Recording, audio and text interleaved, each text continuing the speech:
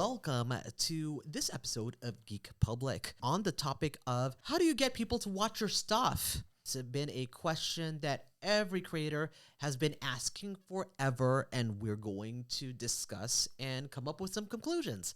Let's introduce people all the way from my camera right this time with Joe. Hi, Joe. You didn't tell me hi, but Oh do gosh, it anyway. I forgot that bit. I'm so sorry. Say hi, Joe. Hi, Joe.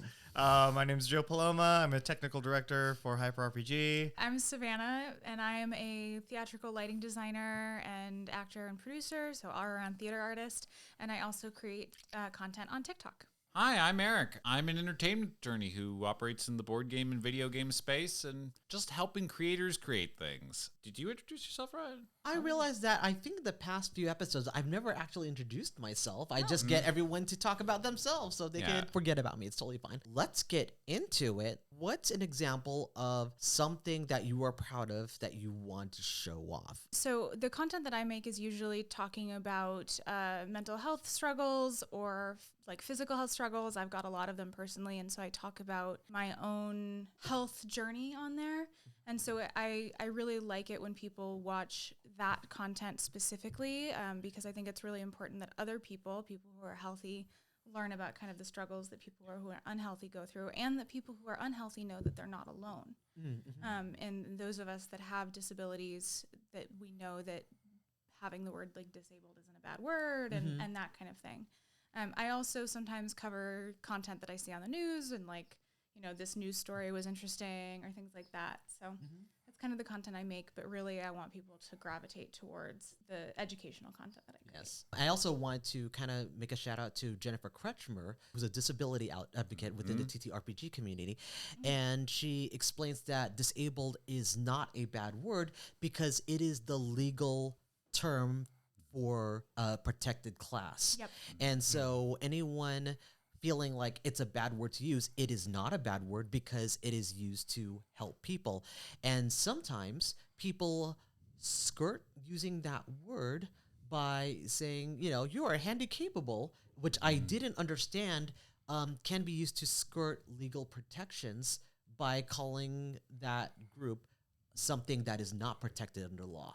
Interesting. So we have to actually be very conscious about using that term in order to make sure that people have the services they need and get the funding they need in order to have access to things. I know from similar sort of education channels on disability rights and participation within the entertainment industry, there are some campaigns for the inevitable 15%, I think it is, just the amount of a lot of us are going to at some point in our lives grapple with some type of disability. And so since we know that this is a thing that will affect a lot of people at some point in their lives, it's important that we start today by protecting everyone's rights in the disabled community. To continue, aside from talk about it, to get people to watch your content, have you done anything with marketing or anything in particular? No, actually I haven't. I don't consider myself like an influencer. I'm not monetized. I'm not trying to get people to interact with my content in that way. A lot of it is just me posting on TikTok and using hashtags and trends and sounds and filters and that kind of thing in a way that is popular on TikTok at the moment and getting people engaged that way because I'm involved in TikTok the way the algorithm's kind of wanting us to be engaging with the content. Joe, have you had experience in making content and trying to get people to watch it? As a technical director, I would be focused in the production of things. My job wasn't as much to promote, but just to make sure everything ran smoothly from the technical aspect. So I've done a lot of shows. The Maze of Planet 7, Ryan and I did that show a while back. Our job was to just make sure all of the players were on screen and we had music and everything. We weren't as focused on making sure there were views, but we had to make sure that we had quality content to keep the people who were watching. So I do want to give a shout out to Joe for a couple things. Number one, even though you may not be involved in the promotion, if things go wrong, people are very quick to click off. Yeah. And so you make sure that things are on. Also, you think of how things are presented on screen differently from a lot of people, including understanding programs and technology to get a certain effect on screen, like players that are in stationary places, and this was during the pandemic, to look like they were moving around, and it was just fascinating to watch that you had to develop that system, and it was not done before. Oh, thanks. Yeah. It was a fun project. It was on Facebook Live, which is not as popular as Twitch, but we still had some good views. So it was when Facebook went into Facebook gaming. Yes. And even though there were things that were similar to Twitch where you had like personalities playing games, here it was trying to replicate a TTRPG program, and they definitely had some people who were backing it, who were trying to get that to be successful by having high profile people playing in a shortened version of a Dungeons and Dragons style game, and instead of having the traditional 3 hours, they had it for 2 hours and had it very pre-scripted to almost look like a show. And Joe was instrumental in making sure that that ran. Yeah, Yeah. thanks. Ryan as well. He was involved with the audio aspect and music. We can only do as much as we can as the creators of the content, and a lot of it is up to the algorithms and promotion for the rest. So, Eric, Yeah. have you had experience in making content and getting people to watch it?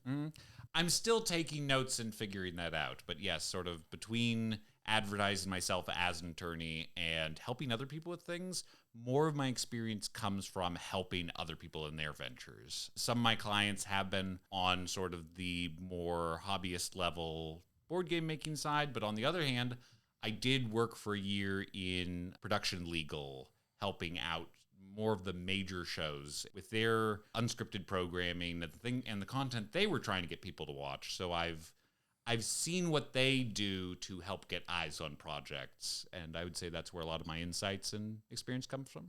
Out of curiosity, is there any insight coming from that world that you are allowed to share that might be able to help get people's eyes on projects? Oh, I'll go on one insight that I know that you'll be able to take the ball and run with, because I've heard you talk about the importance of it so much with your own programming. Is live action role play still going on? Live action roleplay, this was a podcast that's very dear to my heart because it got me involved with TTRPGs and this whole geek creation on a major level, because it was just my friends Cynthia Marie, Kai Norman, and I just talking about LARP. But we ended up doing it at such a high level, promoting ourselves, that we were like one of the top 5 podcasts in LARP in iTunes. A pretty long-running, good. beloved show, so I sort of took it for granted that a lot of our audience here sort of might have run across it once or twice in their life. The idea of having guests and participants of your content that are able to promote for themselves and sort of make the effort to promote through the various social media venues, not just a one-person thing, spread out and all share the load. That really helps. And I know at the professional level of things, when offering talent money for their participation in a project, one of the big variables is what their level of audience is and how many eyes will they be able to bring with them to whatever the project and the content is. And that's just sort of a natural extension of, it's easier to get people's eyes on the content if you're bringing together people who all have not just eyes on their content, but different eyes on their content, each person bringing sort of a diversity of interest groups together.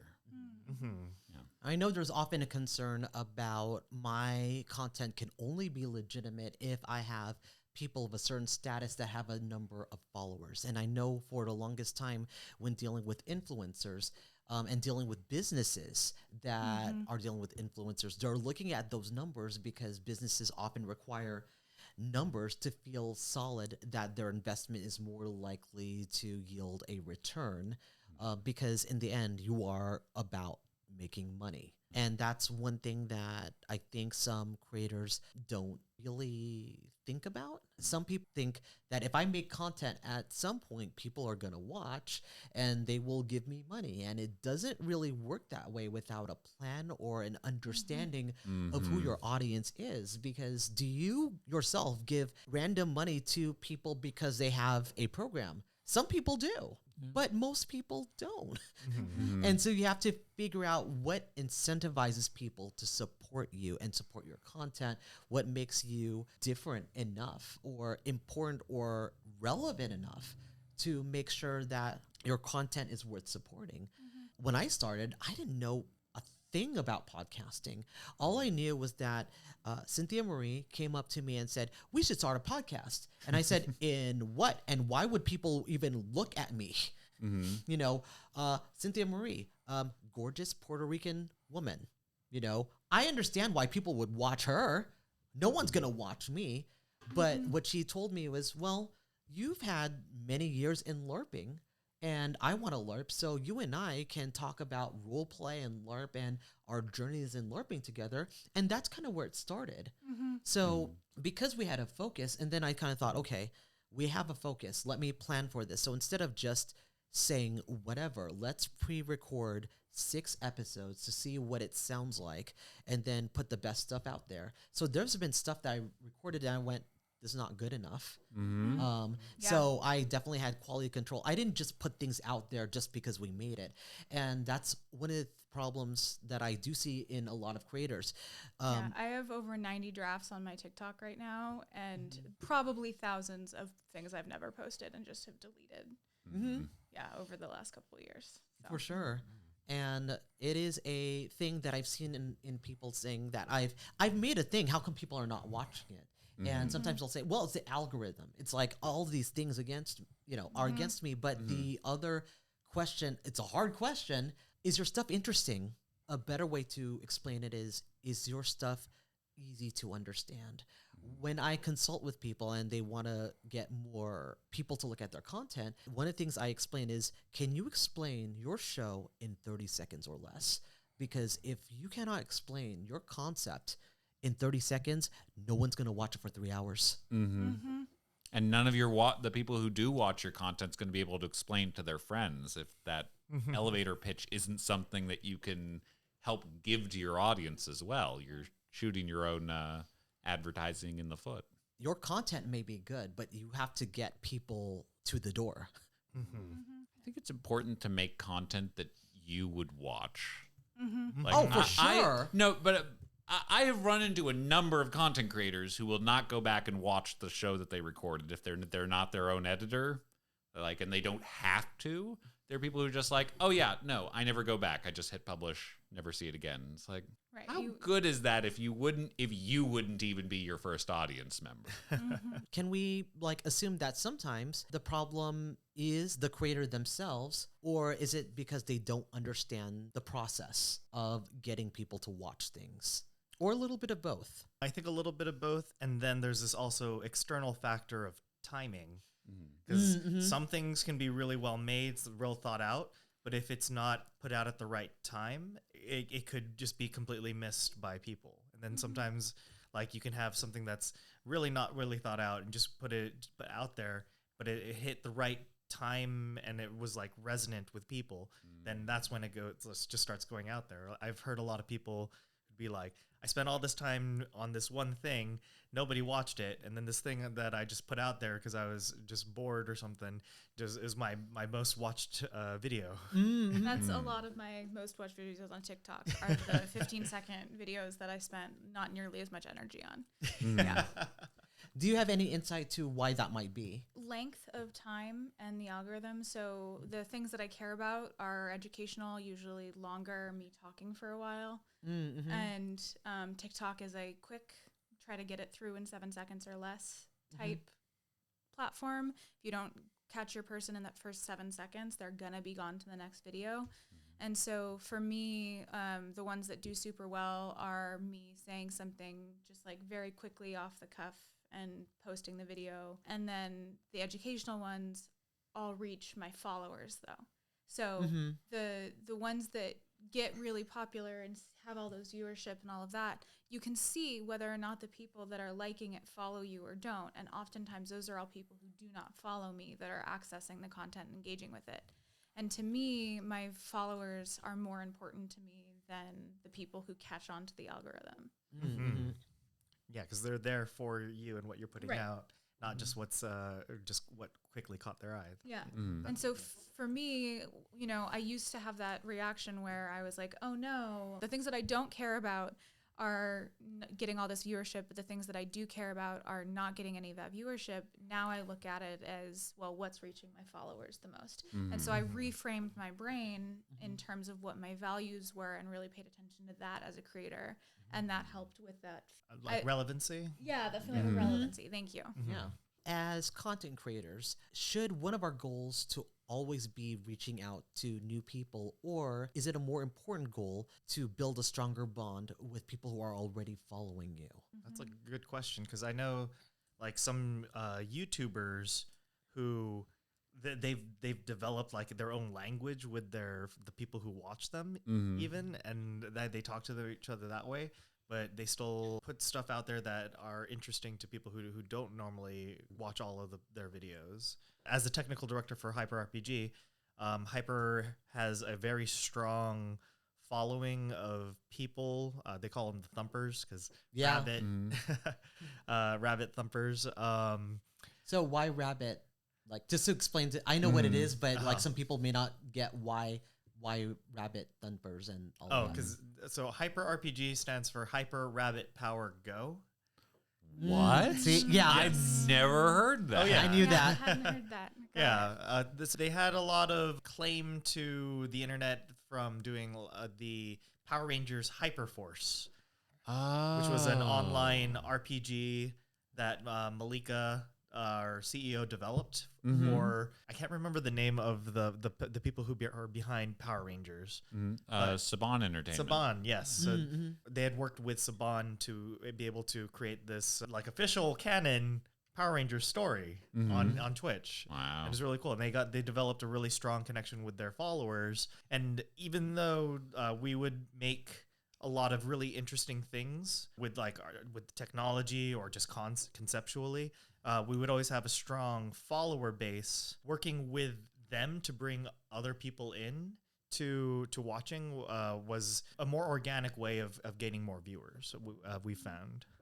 So with Hyper RPG, how do they maintain their community of followers? Because I can't imagine just because you make a show automatically means you keep a community. I feel like there's more work in just trying to maintain one. There's a Discord server that they connect with the community to announce shows that we're doing, or to say, hey, we're working with these partners and just upcoming things, or just to update them, because a lot of people are just interested in what Hyper's been up to. Hyper's been known to do interesting things. Oh, for sure. And I think that's a way for us to stay relevant in our followers' feeds.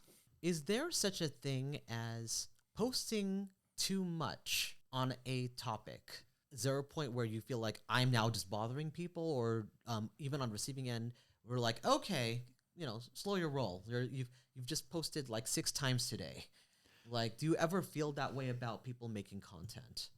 I know that can exist because of advertising.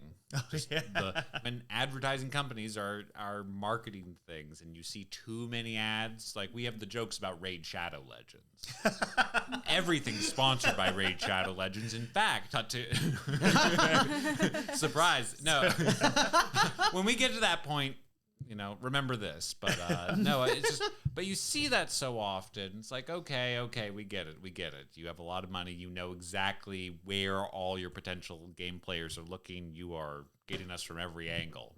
Slow it down. So I know I've experienced it before, but trying to come up with sort of a broader theoretical guideline for when you've hit that point, I'd be interested to hear other people's. I feel like it's less about whether or not your viewers are going to have a problem with it and more about whether the algorithm's going to have a problem with it. Oh. So I know that with TikTok, if you post too many videos, eventually the algorithm stops showing your content. And also the way that the algorithm plays your videos, they're not necessarily playing the most recent video that you did to your followers. I'll go into my following list and I'll have things pop up from 2 months ago that someone posted.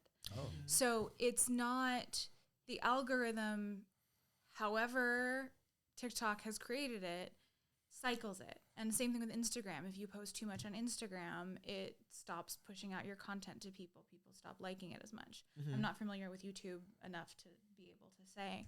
But I think the algorithm itself eventually will have a problem with you trying to post too much. And I think that has to do with trying to deal with spam bots. Yes. That makes a whole lot That of does sense. make a sense. Yeah. Yeah. I was thinking on like on my feeds, sometimes if someone's posting too much, I kind of gloss over because a lot of times it'll be the same thing. So that might be just from a consumer standpoint, your mind, when it gets used to a certain type of input, like you stop being aware of it as you go through. Yeah. I've definitely snoozed people for 30 days just because I see what they're hyper focused in on, and I go, I'm so glad they're alive. I'll see them in a month. You know, Yeah. Whenever I try to advertise anything that I'm on, I feel like if I'm posting more than 3 times overall, I'm bothering people. It's easier for me to post more when I'm involving other people because I'm not then posting for me. I'm posting to promote other people. Right. And so the 3 key things that I usually post for is I will post like a few days before. Keep in mind that this is for live stream. So what I've learned is you don't post anything more than a week before because live stream is so short-term memory, they honestly won't care. So the thing that surprised me about Hyper RPG and promoting Call Out Council of the Gods, which was like one of their biggest things that I was so honored to be on, they didn't post earlier than 4 days before. And that's because the audience just has a very short-term memory. So for me, I usually will post less than a week before. The second post, I will post the day of. And then the third post, you post as you are going live. And I learned you don't post an hour before. And I was like, but that makes no sense. And Kaylee Bray, like one of my friends who works on Pixel Circus, explained to me that what she learned is that if you post an hour before, people will think it's a call to action. So like they're clicking on the link, but there's nothing there. So then they're not going to come back in an hour. Yeah. So they don't have time to wait. So you don't post that early. When you're about to go live, you post it because then when people look at it, it's like, I click to it and then it takes me to the beginning of the program. Because then people will wait, 5 to 10 minutes if people are still trying to get things fixed. Especially if you have lead-in music, that usually helps. Yes. But things that help with being live, a countdown, because then people know, okay, by this time, things will go on and I could do other things in the meantime. But it's very key that you're always communicating if you're on live stream, if your show is not on. People will forgive you if you go, we're experiencing technical difficulties. It exists. But when you have radio silence, people will get bored or will get short with you unless you've already developed that following with your community and your community already understands it. And if they're new, they won't stop for you because they're only there to be entertained. And converting someone from just being an audience to a community member is a lot of steps. Yeah. Yeah. I think that even the bigger companies are having issues with figuring out that as well, because they're also in the battle for attention that we're all in, and they are still trying to figure out how to get people's attention. Yeah. It was actually Zach Eubank from Hyper RPG, and he said one of the frustrating things of doing live stream is that programs can change the algorithm on you, and you won't know it until it has affected you. Oh, yeah. Because they just are not forthcoming, or they'll put it in a, not necessarily TOS, they're just experimenting with programming. So unless you are in tune with whatever their development is, it'll just hit you, and then you have to go, why are my numbers down? And everything else is the same, and you realize it's the program. Yeah. What's going on? People who are trying to make an income from live stream are also frustrated as well because it's not apparent. It's not, Creator friendly. Yeah. it's not creator friendly, which is why Twitch has taken a dive. Every platform has, like, just looking at it, the back end, back to sort of talent and how much talent is valued based on their audiences. You know, 1,000 followers on Twitch is not the same as 1,000 followers on Instagram or 1,000 No. followers on TikTok. No. It's Oh, yeah. how It's so much more they're- valuable. Yes, how valuable they are, how engaged they are is so different. So Yeah, every platform, the followers are different. Absolutely. Yeah. One of our friends, Tobias McCurry, he said something that was interesting, and he said that I don't have the follower numbers, but I have a loyal fan base. Meaning that if someone were to just look at his numbers, it doesn't look like you would have a lot of engagement, but if he says something and he promotes something, he will get a lot of people's eyes on the project. So just because the numbers of the followers are not high, it doesn't mean that that person isn't actually a legitimate influencer in their community. Like he is a legitimate influencer in the area of steampunk. Right. And also prop making, because he has all of these visual assets, and he also develops a relationship with people. So it's a really strange place to be in, because you want to be a creator that wants to get followers so that you can get paid. But if you get to that certain point where you do get paid, you suddenly look less legitimate because you're selling out. just managing the trust that your audience has in your personal brand is a difficulty once you do get people to start watching your content. Yeah. And it's also like, how can you balance your own livelihood with making content without having some sort of income to help justify it, or to help make it so that you can live and keep making content? Definitely the difficult thing that everybody's facing.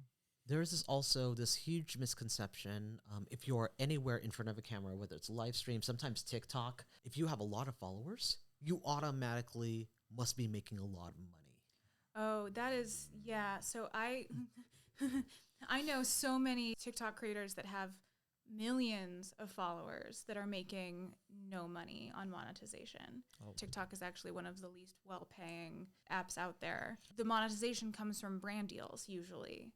And if the creator isn't creating content that a brand thinks will be something that's the right way to sell it, right? If thinking very specifically about a creator that goes by Certified Angry Black Woman on TikTok, and their name is Ren, they have several million followers, we're mutuals, and they're stressed about money because of finances, because of the brand deals aren't there. They talk about racism, they talk about things that are incredibly important for people to know about, and they're like an incredible educator on TikTok, and yet no brands are wanting to say, hey, like, let's sell socks together or whatever. It's hard out there for creators, for sure. And then there's also the other problem with sometimes a particular brand just doesn't work with your personal brand, so trying to make that work doesn't work. And worse, sometimes it makes you look bad because it makes it look like you're insincere. Yeah. Because, let's say that you are trying to sell socks. Your brand has nothing to do with socks, and there's nothing that you're even remotely excited by. People can read it. But it's up to the creator to come up with an interesting angle that makes them love whatever it is, because that is part of, if you're trying to make a sustainable living in it. Many times, there are companies that want that kind of exposure, and they look to these various creators to do it in a very unusual way. So, don't balk your nose just because it's not Nike. There's many other businesses that are willing to support people. I know that one thing that does stop people making content in the first place is not having faith someone will watch their content in the first place. It's sort of a catch-22 threshold problem. If you knew that no one was going to watch your content, would you still make it? I think that's a great question. It depends on, there's two different types of content that I create. I create art as a theater artist, and then I create content on TikTok. And I think for the most part, that answer is yes to both of those things. I would create the theater that I create no matter what, and some of it's been on Zoom. And then when it comes to TikTok videos, I would create all of the educational content, but all of the use of like random filters that are going on, or like trying to keep myself up with the algorithm that I do, I wouldn't do, because I'm only doing those things to try to keep people engaged in like random small things. You know, those like 7 to 15-second videos of like a little dance while like some filter does its thing or whatever. The educational content is the stuff that I care about. And ironically, or maybe not, the random dancing to the filter usually gets more views than the educational content to begin with. Working at Hyper RPG, if it's something that we're really interested, either conceptually or if we have something technological that we really wanted to experiment with and just put it out there, we would focus on putting the best of that either gimmick or of that concept out there, and just trust that if this is interesting to us, somebody would find this interesting. Focusing on that, like if this excites you, then it's probably going to excite somebody. Yeah. I had an original answer. I'm going to change it. The answer is no. If I made content that no one watched, I would be very depressed. But the way I stack my odds against that is to listen to the community and figure out, what are they looking for?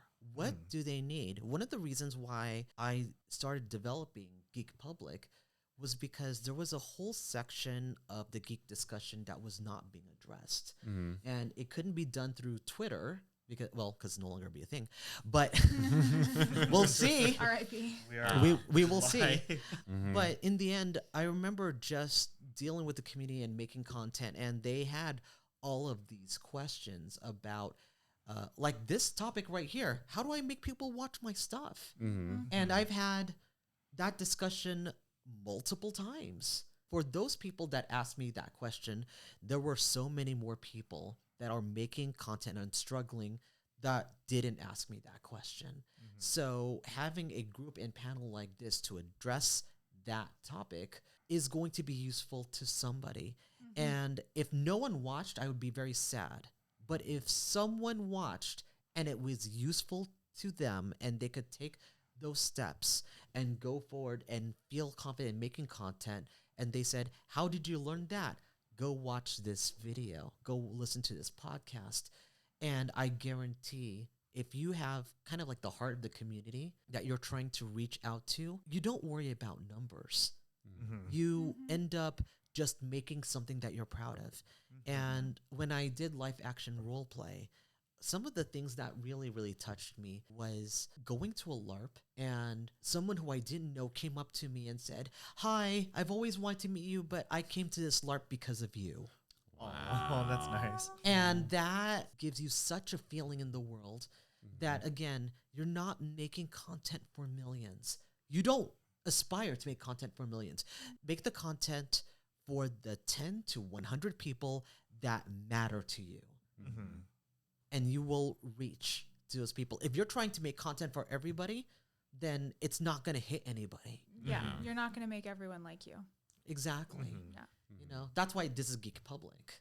You know, it's meant for geeks. Yeah. And it's meant to be public. And it's meant to be public. Hey, you said the name. Yeah. You know, it's not Geek Private where it's like geeks. Oh no, that's a different type of show. Oh no. I don't know what you were thinking, but I was thinking more a detective show and less not Geek After Dark. There you go. That's more wholesome. Before we go, let's have people talk about where they could find you on the internet. So let's start with Eric. Hi, I'm Eric Whalen. You can find me by plugging in the phrase Game Lawyer Whalen into most different text boxes that aren't in your browser. My name is Savannah Van Leuven, and you can find me on Instagram at Savannah Van Leuven. That's VanLeuvan, and you can find me on TikTok at A Slice of Savvy, and that is Savvy with 2 V's. I'm Joe Paloma. You can find me at JO Paloma on the internet. My name is Ryan Omega. You could find me on Instagram under Ryan Omega, and you could find me here on Geek Public. Thank you for tuning in for today's episode of Geek Public, and go make something. We would have made this episode even if you weren't watching. Yeah, it's true. Your move, internet.